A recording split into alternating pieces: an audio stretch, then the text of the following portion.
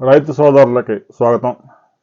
పెద్దగా పెట్టుబడితో పనిలేని రసాయన ఎరువులు, రసాయనాల పిచికారితో పెద్దగా అవసరం లేని పంట చిలకడ దుంప.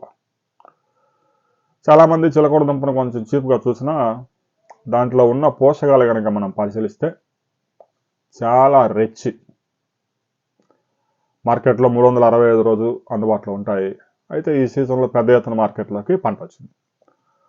ముఖ్యంగా విజయనగరం, విశాఖపట్నం, శ్రీకాకుళం ప్రాంతాల్లోని గిరిజన ప్రాంతాల్లో గిరిజన రైతులు ఈ చిలకడ దుంప సాగు చేస్తూ ఉంటారు. పూర్తిగా సేంద్రియంగా సాగు చేస్తూ ఉంటారు. రసాయన ఎరువులు కానీ పురుగు మందులు కానీ పిచికారి ఏమి ఉండదు. పంట చేతికి వచ్చింది. గత ఏడాది 50 కేజీల బస్తా 1500 రూపాయల ధర దక్కితే నేడు కనీసం 700, 800 రూపాయలకు కూడా కొనే పరిస్థితి లేదు. అంటే కేజీకి రైతులకి కనీసం 10 రూపాయలు, 12 రూపాయలు కూడా దక్కడం లేదు.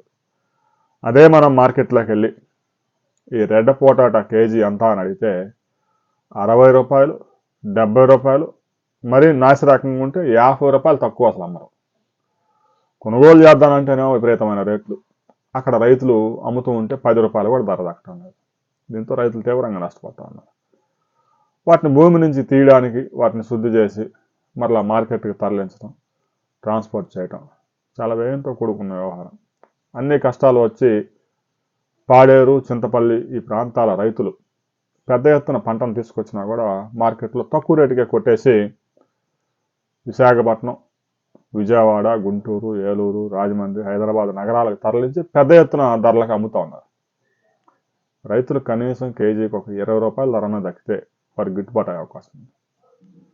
చిలకడ దుంప సాగు చేసిన రైతులు స్వయంగా అమ్ముకోగలిగితే ఎకరాకు 3 లక్షల నుంచి 4 లక్షల ఆదాయం వచ్చే అవకాశం ఉంది.